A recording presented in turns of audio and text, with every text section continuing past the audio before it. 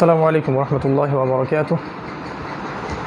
إن الحمد لله نحمده ونستعينه من يهده الله فلا مضل له ومن يضلل فلا هادي له ونشهد أن لا إله إلا الله وحده لا شريك له ونشهد أن محمدا عبده ورسوله أما بعد فأعوذ بالله من الشيطان الرجيم بسم الله الرحمن الرحيم. وقال الله تعالى في كلامه المجيد شهر رمضان الذي أنزل فيه القرآن هدى للناس وبينات من الهدى والفرقان إلى آخر الآية. وقال رسول الله صلى الله عليه وسلم القرآن حجة لك أو عليك رب اشرح لي صدري ويسر لي أمري واحلل عقدة من لساني يفقه قولي اللهم فقهنا في الدين وعلمنا التأويل آمين يا أرحم الراحمين. আলহামদুলিল্লাহ, যাবতীয় প্রশংসা এবং গুণগান একমাত্র মহিয়ান ও গরিয়ান আল্লাহ সুবহানাহু ওয়া তাআলার জন্যে, যে আল্লাহ আযজা ওয়া জাল নাজিল করেছেন মহাবিশ্বের এই মহাবিশ্বয় মহাগ্রন্থ আল কোরআন, যে আল্লাহ সুবহানাহু ওয়া তাআলা আমাদেরকে রমাদান মাসে জীবিত রেখেছেন, সুস্থ রেখেছেন এবং তার দিনের কথা শোনার, জানার ও আমল করার তৌফিক দান করছেন। আলহামদুলিল্লাহ, আল্লাহুম্মা লাকাল হামদ হামদান কাসীরান তাইয়িবান মুবারাকান ফীহ। অগণিত অসংখ্য দরুদ এবং সালাত বর্ষিত হোক প্রিয় নবী মুহাম্মদ রাসূলুল্লাহ সাল্লাল্লাহু আলাইহি ওয়াসাল্লামের প্রতি, যাকে আল্লাহ রাব্বুল আলামিন মানবতার মুক্তির দূত হিসেবে প্রেরণ করেছেন। আমরা হৃদয়ের অন্তঃস্থল থেকে দরুদ পাঠ করি আল্লাহুম্মা সাল্লি আলা মুহাম্মদ আল্লাহুম্মা বারিক আলা মুহাম্মদ ওয়া সাল্লিম। সম্মানিত উপস্থিতি, আজকে আমাদের রমাদান মাস কেন্দ্রিক এই লাইভ সেশনের আলোচ্য টপিক হচ্ছে কোরআন, রমাদান ও আখিরুজ্জামান। ইনশাআল্লাহ তাআলা আমরা সংক্ষিপ্ত সময়ের মধ্যে এই গুরুত্বপূর্ণ টপিকটা সম্পর্কে কিছু সারগর্ভ আলোচনা আপনাদের সাথে উপস্থাপন করার চেষ্টা করব ইনশাআল্লাহ আযজা ওয়া জাল। ওয়া মা তাওফীকি ইল্লা বিল্লাহ আলাইহি তাওয়াক্কালতু ওয়া ইলাইহি উনীব। আমরা আল্লাহর কাছে দোয়া করছি আল্লাহ পাক আমাদের সবাইকে আলোচনা শুনে বুঝে আমল করার তৌফিক দান করুন, আমিন। আমাদের টপিক কোরআন, রমাদান ও আখিরুজ্জামান। আমরা কোরআন ও রমাদান এর মধ্যে প্রবেশ করার আগে আখিরুজ্জামান সম্পর্কে সংক্ষিপ্ত কিছু কথা বলতে চাই। রাসূলুল্লাহ সাল্লাল্লাহু আলাইহি ওয়াসাল্লাম তার অগণিত অসংখ্য সহিহ হাদিসগুলোর মধ্যে আলামাতুস সাআ, কিয়ামতের আলামত, শেষ জামানা বা আখিরুজ্জামানের অসংখ্য নিদর্শন আমাদের সামনে ব্যাখ্যা করে গেছেন, যেগুলো নিয়ে আলাদা স্বতন্ত্র কিতাব লেখা সম্ভব। রাসূলুল্লাহ সাল্লাল্লাহু আলাইহি ওয়াসাল্লাম তার দীর্ঘ 23 বছরের নববী জীবনে আমাদেরকে যতগুলো সাইন বলে গেছেন আখিরুজ্জামান সম্পর্কে বা শেষ জামানা সম্পর্কে, তার মধ্যে অন্যতম মেজর কিছু সাইন হচ্ছে যে শেষ জামানায় পুরো বিশ্বটা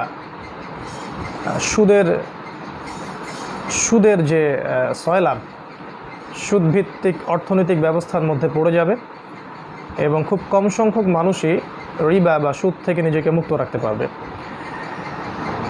তিনি বলেছেন টলেস্ট বিল্ডিংয়ের কথা, যে শহর কেন্দ্রিক জীবন ব্যবস্থায় বিশ্বব্যাপী উঁচু উঁচু দালান কোঠা নির্মাণ করা হবে। এবং একটা হাদিসে তিনি এটাও বলেছেন যে সমাজের সবচেয়ে নিম্ন শ্রেণীর মানুষেরা, যাদের পায়ে স্যান্ডেল ছিল না, পরনে কাপড় ছিল না, পোশাক ছিল না, অর্থাৎ যাদের ইকোনমিক সেকশনটা খুব দুর্বল ছিল, এ ধরনের মানুষেরাও উঁচু উঁচু বিল্ডিং নির্মাণ করার প্রতিযোগিতায় ব্যস্ত হয়ে যাবে, যেগুলো আমরা আজকে দু চোখ দিয়ে দেখতে পাচ্ছি। আপনি আপনার বাহ্যিক চোখ দিয়ে দেখলেই বুঝতে পারবেন যে আমাদের চারপাশে যে টলেস্ট বিল্ডিং নির্মাণের প্রতিযোগিতায় আমরা ব্যস্ত আছি, যেগুলো আমাদেরকে বস্তুবাদী আকীদা বা দর্শনের দিকে নিয়ে গেছে, পরকালমুখী চেতনা থেকে আমাদেরকে দুনিয়ার দিকে আকৃষ্ট করেছে। রিবার কথা আমি একবার বলেছি অলরেডি। একটু যদি খেয়াল করি আমরা বুঝতে পারবো যে বিগত এই 50, 60, 70 বছরে পুরো বিশ্বে একটা সুদভিত্তিক ব্যাংকিং সিস্টেম চালু করা হয়েছে এবং এর মধ্য দিয়ে জায়নিস্টরা বা পশ্চিমারা বা ইসলামের প্রকাশ্য যারা শত্রু, তারা সুদভিত্তিক অর্থ ব্যবস্থার মধ্য দিয়ে পুরো বিশ্বের মানুষদেরকে, স্পেশালি মুসলিমদেরকে সুদখোর বানিয়েছে। এটাও কিন্তু আলামাতুস সাআ বা কিয়ামতের আলামত বা আখিরুজ্জামানের একটা বড় সাইন। নবী সাল্লাল্লাহু আলাইহি ওয়াসাল্লাম এ ব্যাপারে সতর্ক করেছিলেন এবং সর্বশেষ ওহীগুলোর মধ্যে একটা ছিল আল্লাহ পাকের, যে ইয়া আইয়ুহাল্লাযীনা আমানু, হে মুমিনগণ, ইত্তাকুল্লাহ, তোমরা আল্লাহকে ভয় করো, ওয়া যারু মা বাকিয়া মিনার রিবা, এবং সুদের অবশিষ্ট অংশ ছেড়ে দাও। ওয়াইল্লাম তাফআলু, যদি তোমরা এটা না করো, ফাআযানু বিহারবি মিনাল্লাহি ওয়া রাসূলিহি, তাহলে আল্লাহ এবং তার রাসূলের সাথে যুদ্ধের ঘোষণা শুনে রাখো। নবী সাল্লাল্লাহু আলাইহি ওয়াসাল্লাম আখিরুজ্জামানের মেজর সাইন হিসেবে বলেছেন গ্লোবাল রিবার কথা। রিবা বা সুদের গ্লোবালাইজেশন হবে, যেটা অলরেডি হয়ে গেছে, এবং আমাদের মতো নিম্ন মধ্যবিত্ত কান্ট্রিরও গ্রাম থেকে গ্রামে এবং জেলা থেকে উপজেলা পর্যায়ে রুট লেভেল পর্যন্ত সুদভিত্তিক যে এনজিওসগুলো আছে তাদের তৎপরতা বেড়ে গেছে। এছাড়া নবী সাল্লাল্লাহু আলাইহি ওয়াসাল্লাম জিনার কথা বলেছিলেন যে শেষ জামানায় গ্লোবাল জিনায় মানুষ লিপ্ত হবে। মানুষ জিনা করবে, এটাকে হালাল মনে করেই করবে। আর লাস্ট 50 ইয়ার্সের মধ্যে আমরা দেখেছি যে পর্নোগ্রাফির মধ্য দিয়ে সারা বিশ্বের মধ্যে গ্লোবাল জিনা ছড়িয়ে দেওয়া হয়েছে। নবী করিম সাল্লাল্লাহু আলাইহি ওয়াসাল্লাম গ্লোবাল মাদকের কথা বলেছিলেন আখিরুজ্জামানের সাইন হিসেবে, যে মানুষ মদ খাবে কিন্তু মদকে হারাম মনে করবে না, মদকে হালাল মনে করেই মানুষ মদ পান করবে, মানুষ জিনাকে হালাল মনে করেই জিনা করবে।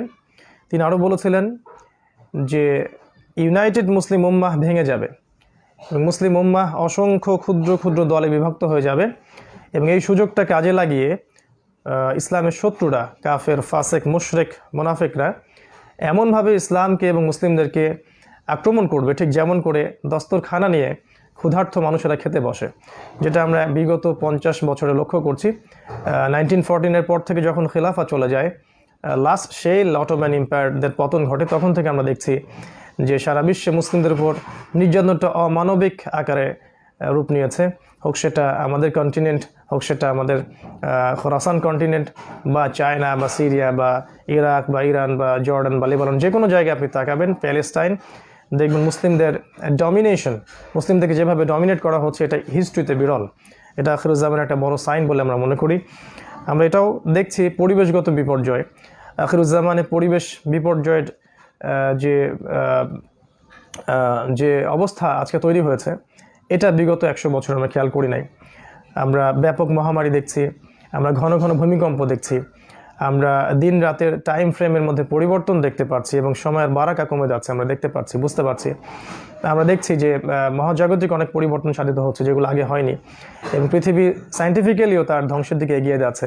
এগুলো কিন্তু আলামত।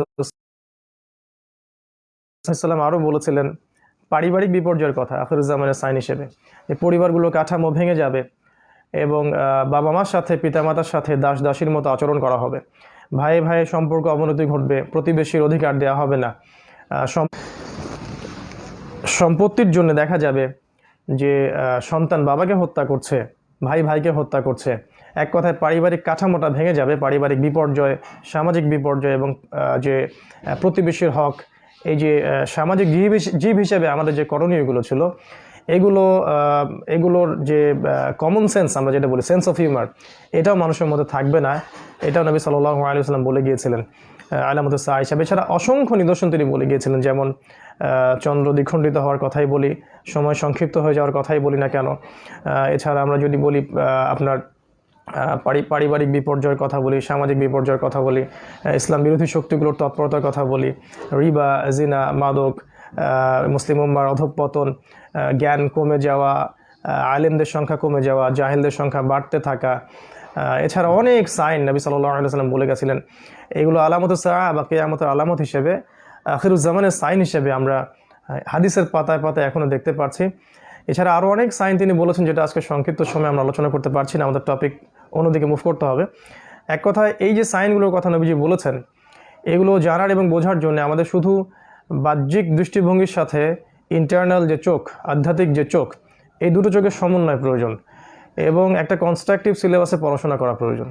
আমি বারবার বলে থাকি যে কোরআন এবং সুন্নাহর এই জ্ঞানগুলোর সাথে আমাদেরকে হিস্ট্রি পড়তে হবে, ইতিহাস, ইসলামের ইতিহাস, রাসূলুল্লাহ সাল্লাল্লাহু আলাইহি ওয়াসাল্লামের জীবনী, এর পাশে আছে বর্তমান ওয়ার্ল্ড অ্যাফেয়ার্স, ইকোনমিক্স এবং পলিটিক্যাল সায়েন্স এবং ফিলোসফিক্যাল থটসগুলো যদি আমরা পড়াশোনা করি, ইনশাআল্লাহ তাআলা আমাদেরও দু চোখ উন্মোচিত হবে, এবং আমরা বুঝতে পারবো যে ইনশাআল্লাহ যে আসলেই আমরা এমন একটা যুগে বাস করছি, এমন একটা সময়ে বাস করছি, যে সময়টা বিগত 100 বছরের মতো নয়, এটা ডিফারেন্ট সময়, ডিফারেন্ট টাইম ফ্রেম, যেটাকে আমরা হাদিসের ভাষায় বলছি আখিরুজ্জামান।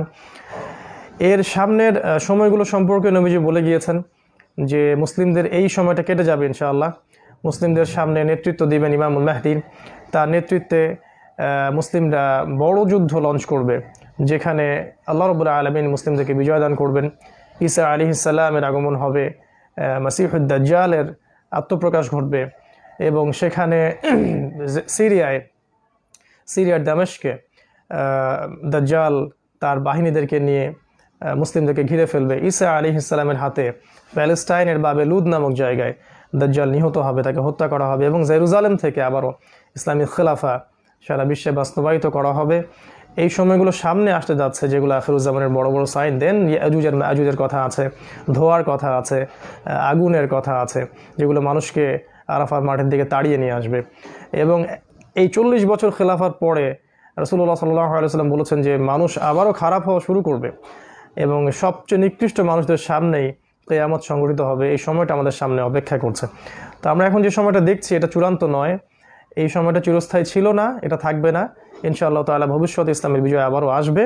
তবে এই মধ্যম সময়টুকুতেই আমরা আমাদের প্রস্তুতিগুলো গ্রহণ করতে পারি, যেভাবে আমরা সামনের দিনগুলোকে মোকাবেলা করতে পারি। এটাই হওয়া উচিত আমাদের রমাদান মাস কেন্দ্রিক একটা বড় চ্যালেঞ্জ, যেটা আমরা ভবিষ্যতে বাস্তবায়ন করার চেষ্টা করব ইনশাআল্লাহ।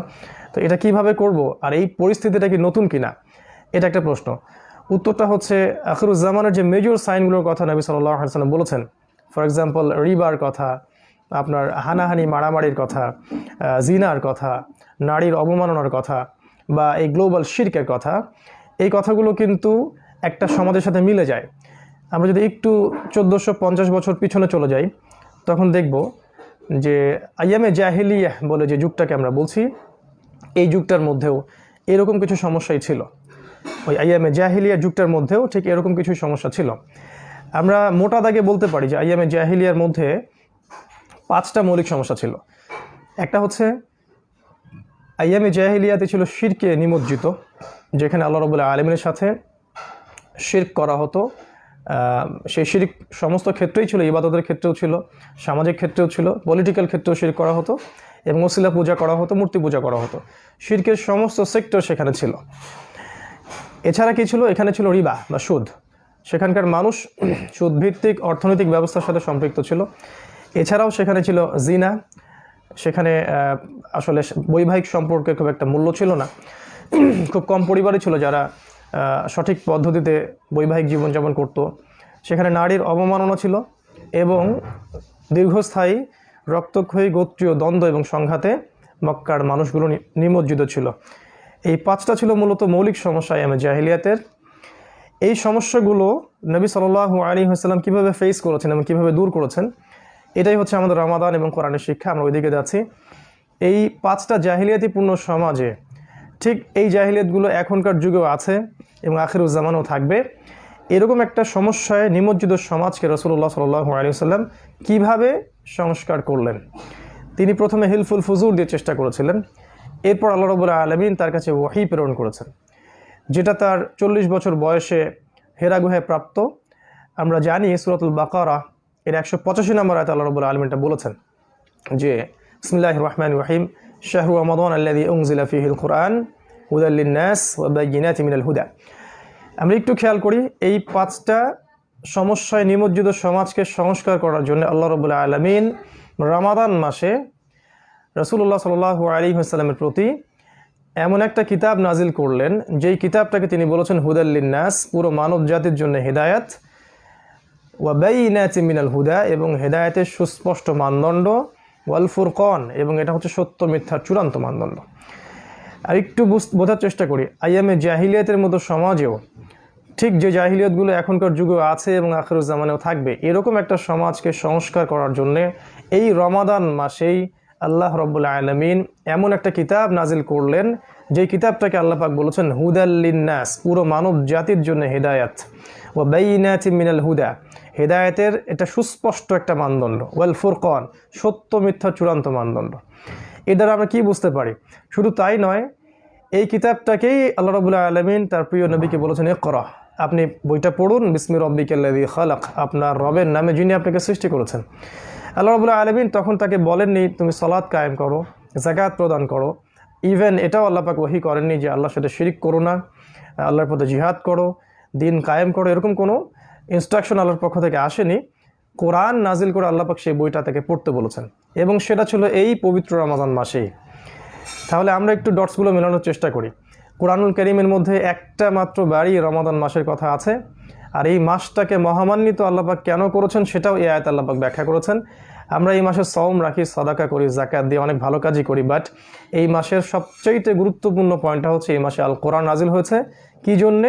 হুদাল লিন্নাস, পুরো মানব জাতিকে হেদায়েত দেওয়ার জন্য। ও বাইয়িনাতি মিনাল হুদা, এবং যেটাকে আল্লাহ পাক বাইয়িনাহ বলেছেন, ফুরকান বলেছেন, সত্য মিথ্যা চূড়ান্ত মানদণ্ড। এবার যখন এই কোরআন নাজিল হলো, তারপরে রাসূলুল্লাহ সাল্লাল্লাহু আলাইহি ওয়াসাল্লাম প্রথমে গোপন দাওয়াত দিয়েছেন, তারপরে প্রকাশ্য দাওয়াত দিয়েছেন। এক পর্যায়ে তাকে তায়েফে হিজরত করতে হয়েছে, আবিসিনিয়ায় সাহাবীদেরকে হিজরত করতে হয়েছে। এক পর্যায়ে নবী সাল্লাল্লাহু আলাইহি ওয়াসাল্লামকে অসংখ্য নির্যাতন সহ্য করতে হয়েছে, শারীরিক, মানসিক, সামাজিক, অর্থনৈতিক, ইভেন তাকে বয়কট করা হয়েছে। 3 বছর তিনি গাছের ছাল পাতা খেয়ে পাহাড়ের পাদদেশে তারা বসবাস করেছেন।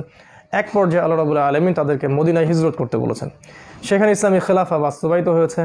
তিনি সাহাবীদেরকে একত্রিত করেছেন, আনসার এবং মুহাজির সাহাবীদেরকে, তাদেরকে প্রশিক্ষিত করেছেন, অর্থনৈতিক ভিত্তিটা শক্ত করেছেন, সাহাবে কেরামকে একটা ওয়ান উম্মাহ কনসেপ্ট দিয়েছেন, এবং তারপরে ইসলাম বিরোধী শক্তিগুলোর উপরে ইসলাম চড়াও হয়েছে এবং তাদেরকে সমূল উৎপাটিত করা হয়েছে।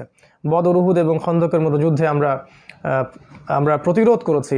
এরপরে আমরা যখন আমাদের আক্রমণাত্মক যুদ্ধ লঞ্চ করেছি, তখন কিন্তু আমরা আস্তে আস্তে হুদায়বিয়া সন্ধির পরে খায়বার, মুতা, তাবুক, হুনাইন প্রত্যেকটা জায়গায় আমরা জয় করেছি। এবং এক পর্যায়ে আমরা 23 বছরের ব্যবধানে আমাদের সেই মক্কা, যে মক্কা থেকে রাসূলুল্লাহ সাল্লাল্লাহু আলাইহি ওয়াসাল্লামকে তাড়িয়ে দেওয়া হয়েছিল, বিতাড়িত করা হয়েছিল, সেই মক্কায় আমরা আবারও ইসলামী খেলাফার চূড়ান্ত রূপটা বাস্তবায়ন করতে পেরেছি। আস্তে আস্তে ইসলাম পুরো জাজিরাতুল আরবে ছড়িয়ে গেছে। এই যে 23 বছরে নবী সাল্লাল্লাহু আলাইহি ওয়াসাল্লাম ইসলামটাকে শূন্য থেকে নিয়ে পুরো প্রতিষ্ঠিত করলেন একটা সমাজের মধ্যে, প্রতিষ্ঠিত করেছেন শুধুমাত্র ব্যক্তিগত ক্ষেত্রে নয়, পারিবারিক ক্ষেত্রে, সামাজিক ক্ষেত্রে এবং পলিটিক্যাল ক্ষেত্রে ইসলামী খেলাফা যে বাস্তবায়িত হয়ে গেল, এটা কেন হলো, কিভাবে হলো, এর উত্তরটা কিন্তু এই আয়াতের মধ্যেই আছে। এর উত্তরটা হচ্ছে রাসূলুল্লাহ সাল্লাল্লাহু আলাইহি ওয়াসাল্লাম এবং সাহাবায়ে কেরাম রাদিয়াল্লাহু তাআলা আনহুম আজমাইন তারা আল্লাহর কিতাব এবং তার নবীর সুন্নাহকে কেন্দ্র করে মোটা দাগে 6টা কাজ করেছিলেন, 6টা কাজ বাস্তবায়ন করেছিলেন। যে 6টা কাজ যদি আমরা আজকে বাস্তবায়ন করতে পারি ইনশাআল্লাহ, আজকের দিনেও, আখিরুজ জামানেও ইনশাআল্লাহ আযজা ওয়া জাল্লা, আগামী দিনগুলোতে ইসলাম আবারও সেই নববী সুন্নাহ ফিরে পাবে, সেই নববী ফ্লেভার এবং রং এবং গন্ধ ফিরে পাবে ইনশাআল্লাহ তাআলা। আমরা জানবো যে এই রমাদান মাস কেন্দ্রিক আমাদের সেই 6টা কাজ কি হওয়া উচিত, কি টার্গেট আমাদের নেওয়া উচিত কোরআন কেন্দ্রিক, যাতে করে আমরাও আল্লাহর কিতাবের মধ্য দিয়ে আবারও এই বিশ্বের বুকে বিজয়ী হতে পারি, যেটা আমাদের জন্য শোভা পায়, যেটা অন্যের জন্য শোভা পায় না। আমরা মোটা দাগে বলতে পারি রাসূলুল্লাহ সাল্লাল্লাহু আলাইহি ওয়াসাল্লাম, সাহাবায়ে কেরাম রাদিয়াল্লাহু তাআলা আনহুম আজমাইন, তারা আল কোরআনের সাথে প্রথম যে কাজটা করেছিলেন এই রমাদান মাসে নাজিল হওয়া কোরআনের সাথে, সেটা হলো অথেন্টিক রিসাইটেশন। অর্থাৎ তারা প্রত্যেকেই আল কোরআন বিশুদ্ধ করে তিলাওয়াত করতে জানতেন এবং শিখেছেন, শিখিয়েছেন। আমরা আজকে একটু তাকাই আমাদের দিকে, যারা আমরা ইসলামিক রেভলিউশন আশা করি, তাদের মধ্যে অনেকেই কিন্তু আমরা আল কোরআন বিশুদ্ধ করে পড়তে জানি না, এবং আমরা কোরআন পড়ার ক্ষেত্রে গুরুত্ব প্রদান করি না। আমরা মনে করি যে 2-1টা বই যদি আমরা পড়ে ফেলি আমার জন্য যথেষ্ট, আমরা বাংলা অনুবাদে কিছু বই পড়ে ফেললে মনে করি যথেষ্ট। অ্যারাবিক ল্যাঙ্গুয়েজ শেখা, আরবি ভাষা শেখা, কোরআনের অর্থটা বোঝার চেষ্টা করা, এর গ্রামারগুলো শেখা, এর তাফসীর পড়া, হাদিসগুলো পড়া, বা অন্যান্য যে সাবজেক্টগুলো আছে সিরাত বা হিস্ট্রি বা ইকোনমিক্স, এগুলো পড়ার কোনো প্রয়োজন আমরা বোধ করি না। আমরা পড়াশোনা ছেড়ে দিই অনেকটা। আমরা মনে করি যে পড়াশোনা ছাড়াই হয়তো আমরা রেভলিউশন করতে পারবো, এটা ঠিক নয়। আমাদের প্রথম কাজই হচ্ছে জ্ঞান অর্জন করা, এবং সেই জ্ঞানটা হবে কোরআন কেন্দ্রিক এবং সুন্নাহ কেন্দ্রিক। নবী সাল্লাল্লাহু আলাইহি ওয়াসাল্লাম এটাই করেছিলেন এবং সাহাবায়ে কেরামকে এটাই শিখিয়েছেন। ইভেন বদরের যুদ্ধবন্দীদেরকে পর্যন্ত পড়াশোনা শেখানোর বিনিময়ে ছেড়ে দেওয়ার মতো একটা ডিসিশন পর্যন্ত নেওয়া হয়েছিল রাষ্ট্রীয় পর্যায় থেকে। তাহলে আমরা বুঝতে পারছি এর গুরুত্ব কতটুকু। এবং আল্লাহ রাব্বুল আলামিনের প্রথম ওহীটাও যদি আমরা খেয়াল করি, তিনিও পড়তে বলেছেন। আবার যদি আমরা এই হাদিসটা দিকে খেয়াল করি, আল্লাহ পাক প্রথমে কলম সৃষ্টি করেছেন, সেখানে আমরা কলমের একটা কনসেপ্ট পাই। তাই পড়া এবং লেখার বিষয়টা একে অপরের সাথে জড়িত। তো রমাদান মাসে আমাদের প্রথম নিয়াত হওয়া উচিত, বা আমাদের আগামী দিনগুলোর জন্য আমাদের নিয়াত হওয়া উচিত যে আমরা আল্লাহর কিতাবটাকে আগে বিশুদ্ধ করে পড়তে শিখবো ইনশাআল্লাহ। এতে করে যেটা হবে যে আমরা আল কোরআনের বারাকা পাবো, আমরা প্রত্যেক হরফে 10 নেকি করে পাবো ইনশাআল্লাহ। এই কোরআন আমাদের পক্ষে সুপারিশ করবে ইনশাআল্লাহ। আমরা প্রত্যেক ফরজ সালাতের পর আয়াতুল কুরসি পড়তে পারবো বিশুদ্ধ করে। তখন ইনশাআল্লাহ মৃত্যু ছাড়া জান্নাতে যাওয়ার আমাদের কোনো বাধা থাকছে না। আমরা রাতে সূরা মুলক পড়তে পারবো, যে সূরা মুলক আপনাকে আমাকে কবরের আযাব থেকে হেফাজত করবে। আমরা ইনশাআল্লাহ বিশুদ্ধ করে সূরা কাহফ পড়তে পারবো। তখন দেখা যাবে এই সূরা কাহফ আমাদেরকে মাসিহুদ দাজ্জালের ফিতনা থেকেও নিরাপদে রাখবে ইনশাআল্লাহ। আমরা কোরআনের গুরুত্বপূর্ণ সূরাগুলা আয়াতগুলো, যেমন সূরা বাকারার শেষের 2-3 আয়াত, সূরা হাশরের শেষ 3টা বা 4টা আয়াত, সূরা মুমিনুনের শেষের আয়াতগুলো, সূরা তাহার মধ্যে কিছু আয়াত, সূরা ফালাক, নাস, ইখলাস, কাফিরুন, অসংখ্য যে ইম্পর্টেন্ট আয়াতগুলো আছে, সূরাগুলো আছে, আর রহমান, ইয়াসিন, সূরা মুলক বা সূরা কাহফ, সূরা বাকারা, আল ইমরান, এই সূরাগুলো আমরা তখন বিশুদ্ধ করে পড়তে শিখব। যখন বিশুদ্ধ করে পড়তে শিখব এবং নিয়মিত আমরা হাফ পারা বা এক পারা করে তিলাওয়াত করার অভ্যাস তৈরি করব, তখন ইনশাআল্লাহ তাআলা কোরআন আমাদের মধ্যে প্রভাব ফেলবে।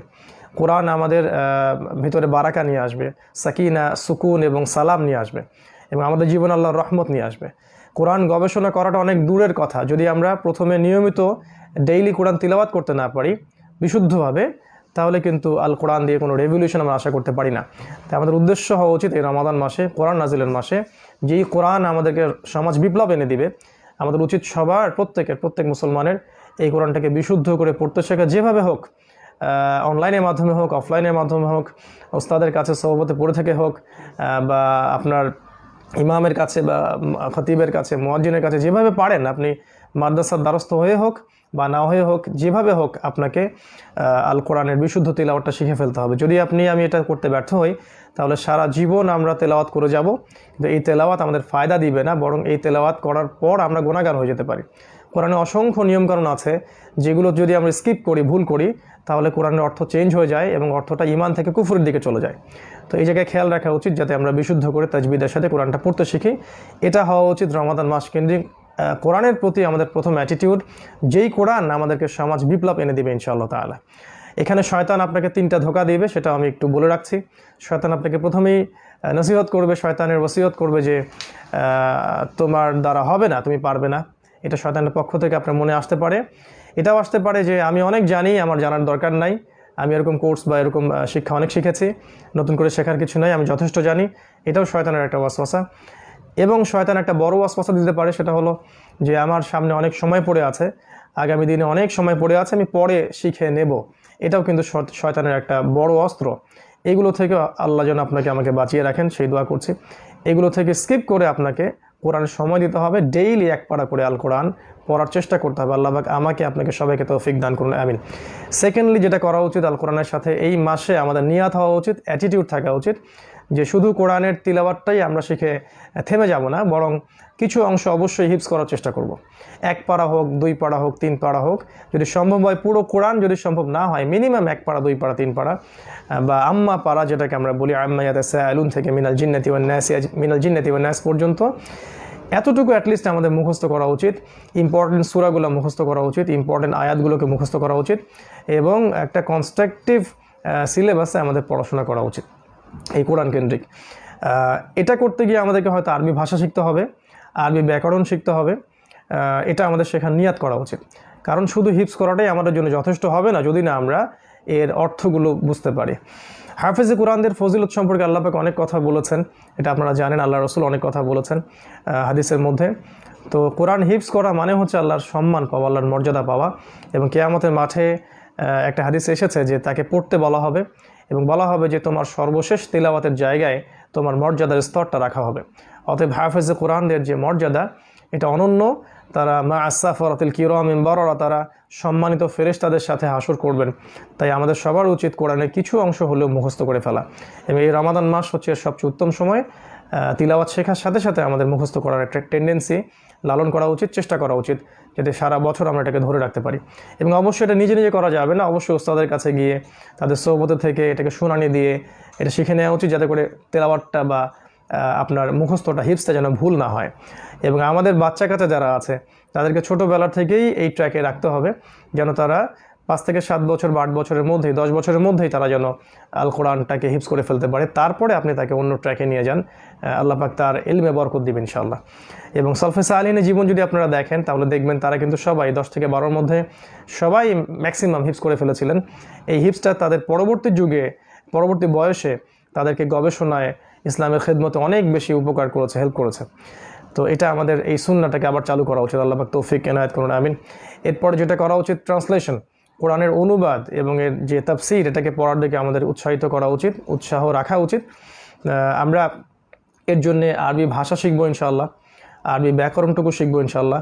অ্যাটলিস্ট কোরআনিক যে গ্রামারটুকু আছে যেটা শিখলে আমরা কোরআনের একটা লিটারাল অর্থ বুঝতে পারি, এতটুকু গ্রামার আমাদের সবার জানা উচিত। এবং এখন অনলাইন এবং অফলাইনে অনেক কোর্সের উদ্ভাবন করা হয়েছে। এগুলোতে যদি আমরা 1 বছর 2 বছর সময় ব্যয় করি ইনশাআল্লাহ, আশা করা যায় যে আমরা একটা মিনিমাম স্কিল অর্জন করতে পারবো, যেটা দিয়ে আমরা আল কোরআনের সরল অর্থটুকু উপস্থাপন করতে পারবো বা বুঝতে পারবো। হয়তো আমরা বড় মুফতি হয়ে যাব না, হয়তো মুহাদ্দিস হয়ে যাব না, এটা আমাদের উদ্দেশ্যও না এই লেভেলে গিয়ে। বরং আমরা চাইবো যে কোরআনের লিটারাল যে অর্থটা আছে, আল্লাহ পাক কী বলতে চেয়েছেন এটাকে বোঝার জন্যে কোরআনের ভাষাটা শেখা, আরবি ব্যাকরণটা শেখা এবং অ্যারাবিক ব্যাকরণের সাথে কোরআনিক গ্রামারটুকু শিখে ফেলা।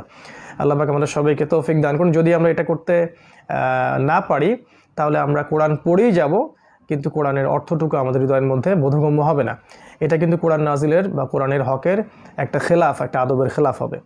আল্লাহ পাক বোঝার তৌফিক দিন, আল্লাহুম্মা আমিন। এরপর যারা এটাতে সক্ষম হচ্ছে না তাদের কি করণীয়?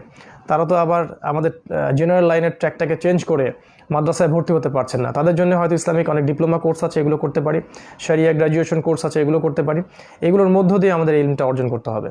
আর যারা এই সুযোগটুকু রাখছে না তাদের জন্য নসিহা হচ্ছে বিশুদ্ধ কোনো তাফসির নেবেন, বিশুদ্ধ কোনো তাফসির যেটাতে আপনি কমফোর্টেবল ফিল করেন, ফ্লেক্সিবল ফিল করেন, এমন তাফসির নিয়ে আপনি ডেইলি 10টা বা 20টা করে আয়াত সপরিবারে তিলাওয়াত করবেন, অর্থসহ পড়বেন, ডিসকাস করবেন। এবং যে জায়গায় আপনি বুঝতে পারবেন না সে জায়গায় স্কলারদের কাছে শরণাপন্ন হবেন, ওলামায়ে কেরামের কাছে যাবেন, তা মাসআলাটা জেনে নেবেন বা ব্যাখ্যাটা জেনে নেবেন। নিজে নিজে আমাদের কম বুদ্ধি বা কম জ্ঞান দিয়ে কোরআনের আয়াতগুলোর এমন ব্যাখ্যা করতে যাবেন না যেটা আমাদেরকে সলফে সালিহিনের মানহাজ থেকে সরিয়ে দিবে। এটাও বোঝার একটা ব্যাপার। এই জন্যে আমরা নসিহা করব যে কোরআনের যে আয়াতুন মুহকামাত যেগুলো আছে, যেগুলো স্পষ্ট, সেগুলো আপনারা পারিবারিকভাবে অবশ্যই নিয়মিত 10টা 20টা করে আয়াত তেলাওয়াত করবেন, অর্থ শিখবেন, পরিবারবর্গকে শেখাবেন। এতে করে কিন্তু আপনি কোরআনের অর্থটুকু জেনে ফেলবেন। ডেইলি যদি আমরা 10টা বা 20টা করে আয়াত শিখতে পারি, 1 বছরে কিন্তু আমরা পুরো কোরআনের অনেকটাই শিখে ফেলবো ইনশাআল্লাহ। আমরা একটা লিটারের অর্থ শিখবো। এখানে একটা নসিহা করব, অর্থগুলো জানার পরেই নিজেকে মুফতি মনে করবেন না বা ফতোয়া দেওয়ার টেন্ডেন্সি নিয়ে আসবেন না। শুধু এতটুকু মনে রাখবেন যে আপনি একজন স্টুডেন্ট বা তালেবে ইলম। আমরা শুধুমাত্র কোরআনের অর্থটুকু জানছি আমাদের সংশোধনের জন্য, যাতে করে আমরা স্ট্রেইট ফরওয়ার্ড কিছু কথা বলতে পারি। যেমন আল্লাহ পাক বলেছেন সুদ হারাম, ঘুষ নেওয়া যাবে না, বা জিনার কাছেও যেও না, বা আল্লাহর সাথে শিরিক করো না। যেগুলো কমন কথা, যেগুলো মুহকামাত সবাই বলতে পারি, এই বিষয়গুলোর জ্ঞান আমরা অর্জন করতেই পারি এবং এগুলো আপনি দাওয়াত অবশ্যই প্রচার করতেই পারেন। যে বিষয়গুলো আছে যেগুলো মুতাশাবিহাত, যেগুলো ব্যাখ্যার অবকাশ রাখে, সেগুলোর দিকে আমরা ফোকাস করছি না। সেগুলো স্কলারদের কাজ, আলেম ওলামার এই কাজগুলো করবেন। যারা বিজ্ঞ, যারা স্কলারশিপ অব ইসলাম, তারা এগুলোকে ব্যাখ্যা করবেন, আমরা তাদের দ্বারস্থ হব। এবং এটাতে কোনো শিরিকের কিছু নাই, এখানে কোনো বেদাতের কিছু নাই, বরং এটাই উচিত যে তাদের মানহাজ এবং তাদের মাযহাবগুলো ফলো করেই আমাদের আগানো। অন্যথায় আমরা কোরআন সুন্নাহ হাতে নিয়েও কিন্তু বিভ্রান্ত হতে পারি। আল্লাহ পাক বোঝার তৌফিক দান করুন, আমিন। এরপরে আমি কয়েকটা কথা বলেছি যে রিসাইটেশন, বিশুদ্ধ তিলাওয়াত আমাদের এই রমাদান মাসে কোরআনিক চ্যালেঞ্জ হবে। আমরা বলেছি ট্রান্সলেশনের কথা, অবশ্যই কোরআনের অনুবাদটুকু শেখার চেষ্টা করতে হবে। আমরা বলেছি ডেইলি তাফসির পড়ার কথা বলেছি কোরআন কেন্দ্রিক। আমরা বলেছি কিছু অংশ হিফজ করার কথা। এরপরে যেটাতে আমি ফোকাস করতে চাই সেটা হলো যে কোরআনের আদেশগুলো মেনে চলা।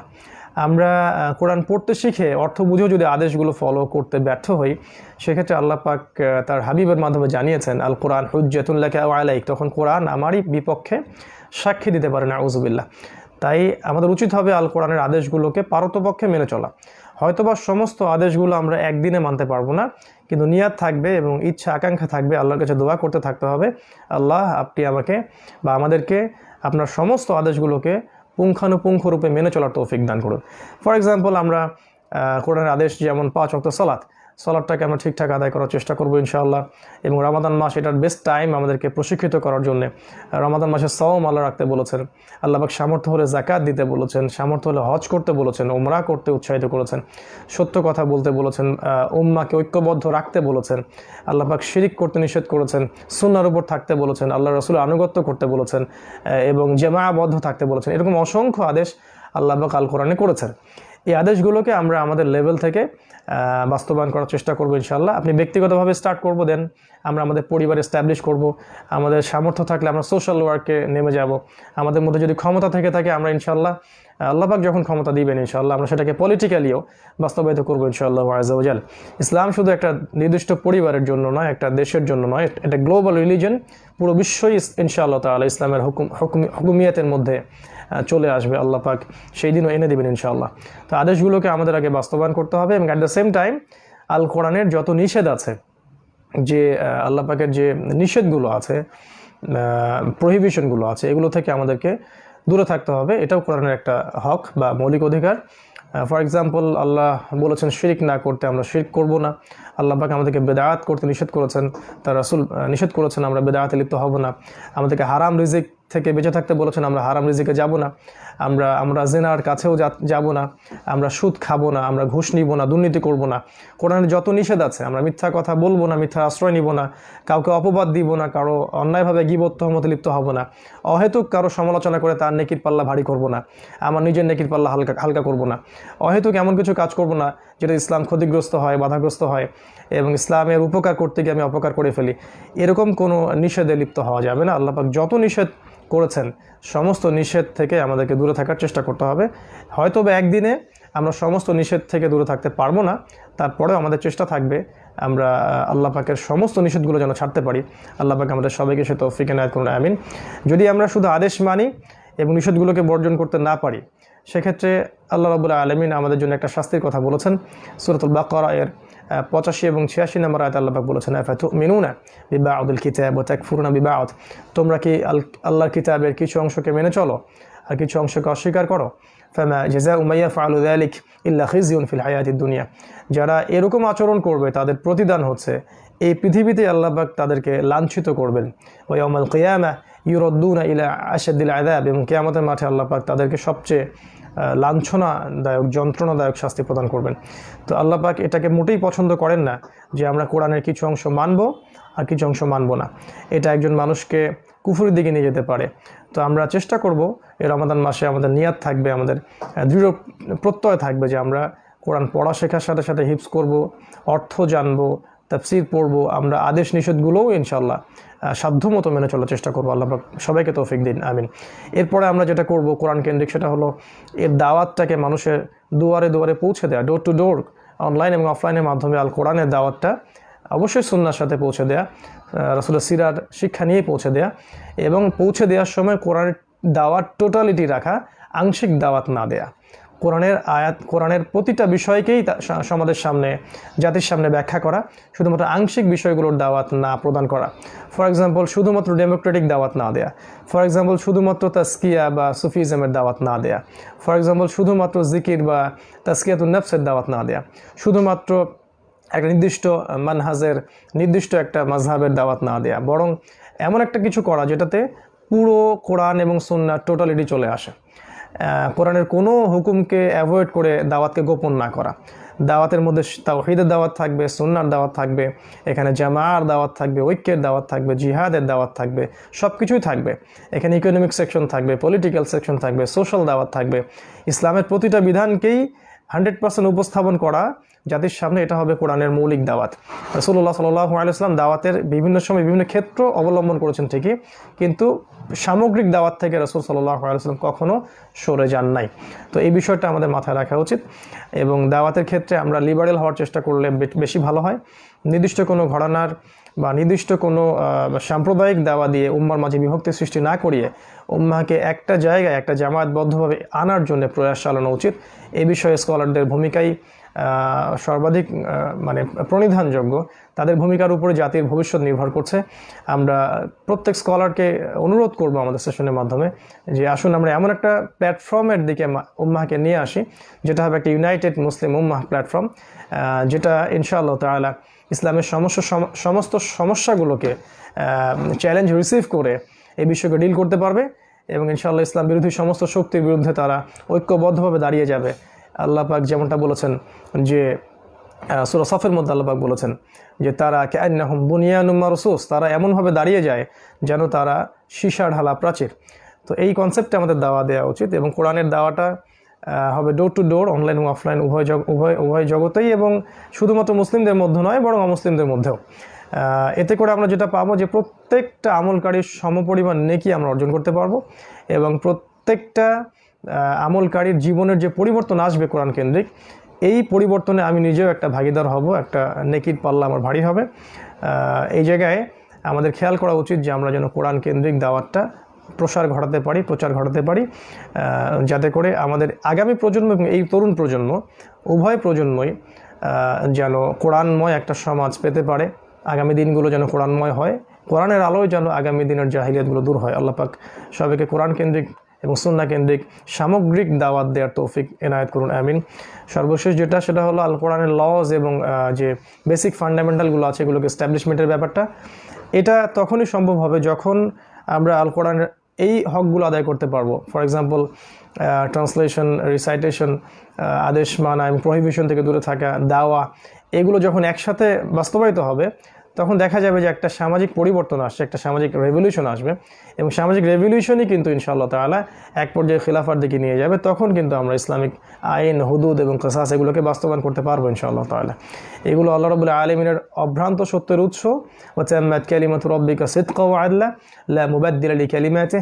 তো এই বিষয়গুলো বাস্তবায়ন করাটাও অ্যাজ এ মুসলিম উম্মাহ আমাদের দায়িত্ব এবং কর্তব্য, এবং এদিকে উম্মাহকে নিয়ে যাওয়া, এই প্রস্তুতি গ্রহণ করার চেষ্টা করা, এটা আমাদের সবার জন্যই আবশ্যিক কর্তব্য। এটাকে অ্যাভয়েড করে, স্কিপ করে শুধুমাত্র প্রোটেস্ট্যান্ট দাওয়াত দেওয়াটা আমাদের উচিত হবে না। আমাদের উচিত হবে লজ এবং বেসিক ফান্ডামেন্টালগুলো বাস্তবায়নের জন্যেও উম্মাহকে উৎসাহিত করা, সেদিকে নিয়ে যাওয়া। এখানে এই যে 6টার কথা আমরা বললাম, এগুলো কিন্তু আইয়ামে জাহিলিয়াতের সেই যে জাহিলিয়াতপূর্ণ সমাজ, যেখানে সুদ ছিল, রিবা ছিল, মাদক ছিল, শিরিক ছিল এবং আল্লাহ বিরোধী আইন ছিল, সেখানে গোত্রীয় দ্বন্দ্ব ছিল, এরকম একটা জাহিলিয়াতপূর্ণ সমাজকে কিন্তু মাত্র 23 বছরের ব্যবধানে রাসূলুল্লাহ সাল্লাল্লাহু আলাইহি ওয়াসাল্লামের নববী সুন্নায় আল্লাহ রাব্বুল আলামিন পুরো একটা আলোকিত সমাজে পরিণত করেছেন। আপনি যদি বিদায় হজের ভাষণটা দেখেন এবং তার পরবর্তী সময়গুলোর দিকে তাকান, আবু বকর সিদ্দিকের সময়, উমর ইবনে খাত্তাবের সময়, আপনি দেখবেন সেখানে কোনো মাদক নাই। সেখানে থাকলেও খুব নিম্নমানের, যেটা ইল্লা মাশাআল্লাহ খুব অল্প কিছু মানুষের মধ্যে হয়তো ছিল, কিন্তু ওভারঅল সেখানে মাদকের কোনো রেভলিউশন ছিল না। সেখানে কোনো সুদভিত্তিক অর্থনৈতিক ব্যবস্থা ছিল না। সেখানে কোনো শিরকের নামগন্ধ পর্যন্ত ছিল না, ইল্লা মাশাআল্লাহ। সেখানে কোনো গোত্রীয় দ্বন্দ্ব বা হানাহানি ছিল না। নারীর কোনো অবমাননা বা জিনাও ছিল না, ইল্লা মাশাআল্লাহ। সামগ্রিক লার্জ স্কেলে এগুলো ছিল না। মাত্র 23 বছরের ব্যবধানে একটা সমাজকে এভাবে পরিবর্তন করার পেছনে যে ভূমিকাটা কাজ করেছে সেটা হলো রাসূল সাল্লাল্লাহু আলাইহি ওয়াসাল্লাম এবং সাহাবায়ে কেরাম রাদিয়াল্লাহু তাআলা আনহুম কোরআন কেন্দ্রিক এই কয়টা কাজ করেছিলেন। আর এই কোরআনই রমাদান মাসে নাজিল হয়েছে, কদরের রাতে নাজিল হয়েছে। আল্লাহ পাক এই কোরআনকেই বলেছেন হুদাল লিন্নাস বায়িনাহ এবং ফুরকান। তো এই কোরআনকে যদি আমরা এই আখিরুজ্জামানেও, যখন এই যুগেও রিবা আছে, জিনা আছে, এবং রিবার গ্লোবালাইজেশন আছে, জিনার গ্লোবালাইজেশন আছে, যেখানে মাদক আছে, বিভক্তি আছে, পরিবেশগত বিপর্যয় আছে, কুফফারদের আধিপত্য আছে, হ্যাঁ, সামাজিক পারিবারিক বিপর্যয় আছে, ফিতনা ফাসাদগুলো ছড়িয়ে পড়ছে, এই যুগেও যদি আমরা সেই হকগুলোকে আদায় করতে পারি ইনশাআল্লাহ তাআলা, আগামী দিনগুলোতেও যেভাবে আইয়ামে জাহিলিয়া পরিবর্তন হয়েছিল, ইনশাআল্লাহ তাআলা আগামী দিনগুলোতেও এই উম্মাহ তার হারানো শক্তি ফিরে পাবে ইনশাআল্লাহ। মাজলুমের কান্না দূর হয়ে যাবে ইনশাআল্লাহ, জালেমের শেকড় উপরে যাবে ইনশাআল্লাহ তাআলা। আগামী দিনগুলোতেও এই জাহিলিয়াতে পূর্ণ আখিরুজ্জামান আলোকিত সমাজে পরিণত হবে ইনশাআল্লাহ আযজা ওয়া জাল। তাই রমাদান মাস কোরআন নাজিলের মাসে আমাদের চেতনা হওয়া উচিত কোরআনের হকগুলোকে আদায় করা এবং কোরআনুল কারীমের হকগুলো রাসূলুল্লাহ সাল্লাল্লাহু আলাইহি ওয়াসাল্লামের সুন্নাহ মোতাবেক আদায় করা, যাতে করে আমরা এই জেনারেশন এবং আমাদের পরবর্তী জেনারেশন ইসলামের সেই হারানো বিজয় এবং গৌরব ফিরে আনতে পারি, যেটার যোগ্য ইসলাম। ইউরিদুনা লিইউতফিউ নূরাল্লাহ ওয়াল্লাহু ইউতিম্মু নূরাহু ওয়ালাউ কারিহাল কাফিরুন, যেটা আল্লাহ পাক বলেছেন হুয়াল্লাযী আরসালা রাসূলাহু বিল হুদা ওয়া দীনিল হক লিইয়ুযহিরাহু আলা দ্বীনি কুল্লি ওয়ালাউ কারিহাল কাফিরুন। আল্লাহ পাক সুসংবাদ শুনিয়েছেন যে কাম মিন ফিআতিন কালিলা গালাবাত ফিআতান কাসীরা বিইذنিল্লাহ। আল্লাহ পাক সুসংবাদ শুনিয়েছেন ওয়ালা তাহিনু ওয়ালা তাহজানু ওয়া আনতুমুল আ'লাউনা ইন কুনতুম মুমিনিন। এবং রাসূলুল্লাহ সাল্লাল্লাহু আলাইহি ওয়াসাল্লাম বলেছেন ইন্নাল্লাহা ইয়ারফাউ বিহাযাল কিতাবি আকওয়ামান ওয়া ইয়াদউ বিহিল আখারিন। আল্লাহ রাব্বুল আলামিন এই কোরআনের দ্বারাই অসংখ্য জাতি এবং সম্প্রদায়কে এই উম্মার মধ্যে বিজয়ী করবেন এবং অনেককে অপদস্থ লাঞ্ছিত করবেন। যদি আমরা কোরআনময় এই রেভলিউশনটা ক্রিয়েট করতে পারি ইনশাআল্লাহ তাআলা, আমরাও আল কোরআনকে নিয়ে, আল্লাহ পাকের এই কিতাবকে হাতে নিয়েই প্রত্যেক কাফের, ফাসেক, মুশরিক, মুনাফিক এবং জালেম সম্প্রদায়ের বিরুদ্ধে ঐক্যবদ্ধভাবে দাঁড়াতে পারবো ইনশাআল্লাহ। আল্লাহ পাক আমাদের সবাইকে সে তৌফিক দান করুন। আমাদের সবার মাঝে আল্লাহ পাক জ্ঞানের একটা বিপ্লব ঘটিয়ে দিন। কোরআনের হকগুলো আদায় করার জন্য এই রমাদান মাসে আমাদেরকে পাক্কা নিয়াত করার তৌফিক দান করুন এবং দোয়া করার তৌফিক দান করুন, চেষ্টা করার তৌফিক দান করুন এবং ধারাবাহিকভাবে লেগে থাকার তৌফিক দান করুন। আল্লাহ পাক আমাদের মধ্যে ওলামায়ে কেরামদেরকে দীর্ঘ নেক হায়াত দারাজ করুন, তাদের সোহবতে আমাদেরকে জ্ঞান শেখার তৌফিক দান করুন। যারা উম্মার জন্য অগণিত মানে নিরলস প্রচেষ্টা চালাচ্ছেন, খেদমত করছেন, তাদেরকে আল্লাহ পাক সুস্থ রাখুন, নিরাপদে রাখুন। তাদেরকে কাফেরদের, ফাসেকদের, মুশরিকদের যাবতীয় ষড়যন্ত্র থেকে আল্লাহ পাক হেফাজত করুন।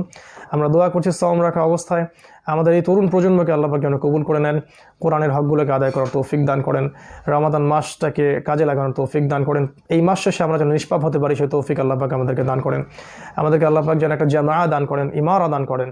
আল্লাহ পাকের পথে ব্যাপক দাওয়াত এবং জিহাদের মধ্য দিয়ে ইসলামী খেলাফাকে আবারও বাস্তবায়িত করার তৌফিক আল্লাহ পাক দান করেন। এই দোয়া, এই প্রত্যাশা এবং এই দাওয়া রেখে আজকের মতো এই সংক্ষিপ্ত লাইভ সেশন এখানে শেষ করছি। আকুলু কওলি হাযা আস্তাগফিরুল্লাহ লি ওয়া লাকুম ওয়া লিসাইরিল মুসলিমিন। বারাকাল্লাহু লানা ওয়া লাকুম বিল আয়াতিল হাকীম। ইন্নাহু তাআলা জাওয়াদুন কারীমুন বাররাউফুর রহিম। সুবহানাকাল্লাহুম্মা ওয়া বিহামদিক আশহাদু আল্লা ইলাহা ইল্লা আনতা আস্তাগফিরুকা ওয়া আতুবু ইলাইক।